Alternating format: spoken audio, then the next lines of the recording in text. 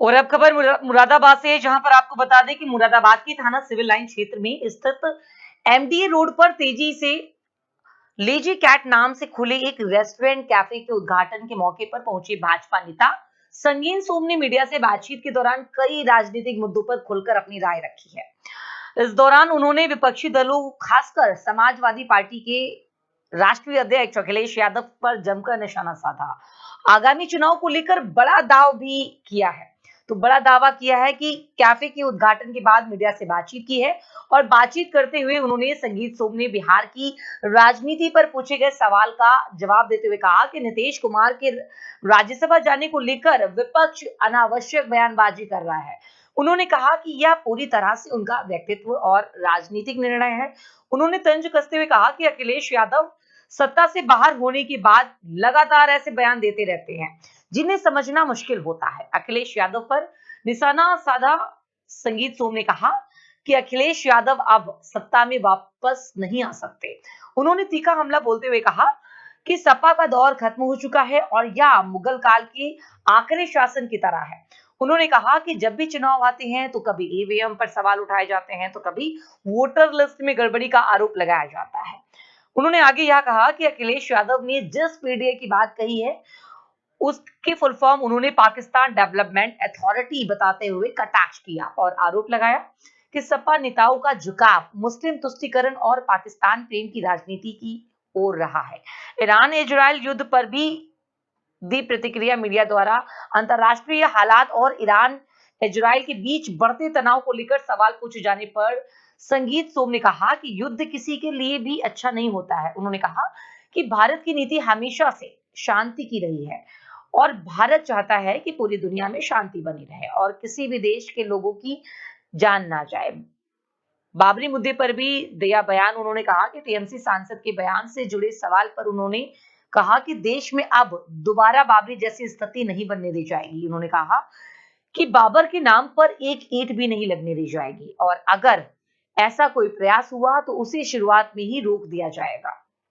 2027 चुनाव को लेकर बड़ा दावा। उत्तर प्रदेश में 2027 के विधानसभा चुनाव को लेकर संगीत सोम ने बड़ा दावा करते हुए कहा कि भारतीय जनता पार्टी 350 से अधिक सीटों के साथ फिर से सरकार बनाएगी। उन्होंने कहा कि प्रदेश में पिछले वर्षों में जो विकास हुआ है उसे देखकर जनता ने मन बना लिया है, एक बार फिर भाजपा को ही सत्ता में लाना है। मुरादाबाद के बारे में बात करते हुए संगीत सोम ने कहा कि शहर में हुए विकास को देखकर उन्हें काफी खुशी हुई है। उन्होंने कहा कि आज का मुरादाबाद पहले से काफी बदला हुआ है नजर आता है और कई मामलों में यह विदेशी शहरों की तरह विकसित होता हुआ दिखाई दे रहा है। भतीजे के कैफे के उद्घाटन के लिए पहुंचे थे। संगीत सोम ने बताया कि वह अपनी भतीजे द्वारा एमडीए कॉलोनी में खोले गए भव्य कैफे के उद्घाटन के लिए मुरादाबाद आए। उन्होंने अपने भतीजे और युवाओं को बधाई देते हुए कहा कि नए कारोबार और रोजगार के अवसर शहर के विकास में महत्वपूर्ण भूमिका निभाते हैं। इस मौके पर बड़ी संख्या में स्थानीय लोग, भाजपा कार्यकर्ता और शहर के गणमान्य लोग भी मौजूद रहे।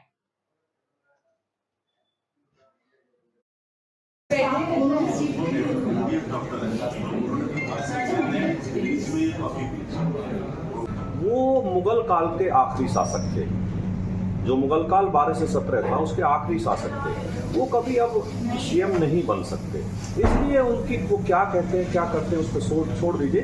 वो कुछ ना कुछ कहते रहते हैं, कभी वो ईवीएम खराब बता देते हैं, कभी वो वोटर लिस्ट में गड़बड़ बता देते हैं। वो कुछ ना कुछ जुगाड़ लगाते रहते हैं। जैसे उन्होंने एक पीडीए बनाया, मैंने पीछे बताया भी था। पीडीए की फुल फॉर्म शायद आप लोगों को नहीं पता है, मैं बता देता हूँ। पीडीए की फुल फॉर्म उनके की है पाकिस्तान डेवलपमेंट अथॉरिटी। इसलिए उनका पाकिस्तान प्रेम, उनका मुस्लिम प्रेम, उनका यही चलता रहता है, बाकी उनके पास कुछ नहीं। सर, ईरान इजराइल युद्ध हो रहा है, इस पर आपकी क्या टिप्पणी है? देखिए, ये युद्ध कहीं भी होना, भारत कभी भी युद्ध के फेवर में नहीं रहता और भारत हमेशा ये चाहता है कि पूरी दुनिया में अमन शांति बनी रहे। भारत हमेशा चाहता है कि किसी भी तरीके से दुनिया में कोई जान ना जाए, कोई ना मरे। लेकिन दुर्भाग्यपूर्ण ये युद्ध हो रहा है, तो देखिए अब क्या होता है।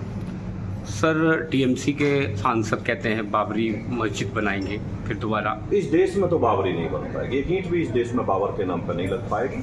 अगर एक ईंट लगाने की कोशिश करी तो वो नींव भरने से पहले खोद दी जाएगी, ये मैं दावे के साथ कहता हूँ। 2027 के चुनाव के मद्देनजर क्या कहना है आपका? 350 प्लस सीटों के साथ भारतीय जनता पार्टी सरकार बनाएगी। उत्तर प्रदेश से जो गुंडा राज साफ हुआ है, उत्तर प्रदेश में जो विकास हुआ है, मैं अभी मुरादाबाद में आया, मैंने देखा कि मुरादाबाद से मुझे नहीं लग रहा था। मुरादाबाद मुझे लग रहा है कि मैं विदेशों के शहरों से अगर इसकी तुलना करूं तो वो ज़्यादा अच्छा होगा। लोगों ने मन बना रखा है कि फिर से भारतीय जनता पार्टी को लाना है, तीसरी बार फिर से भारतीय जनता पार्टी की सरकार बनानी है। सर, आज आप इंद्रजीत जी और गौरंग जी के कैफे के उद्घाटन में आए हैं, क्या कहना चाहेंगे? देखिए, पहला सवाल आपने बिल्कुल कोई ढंग का पूछा।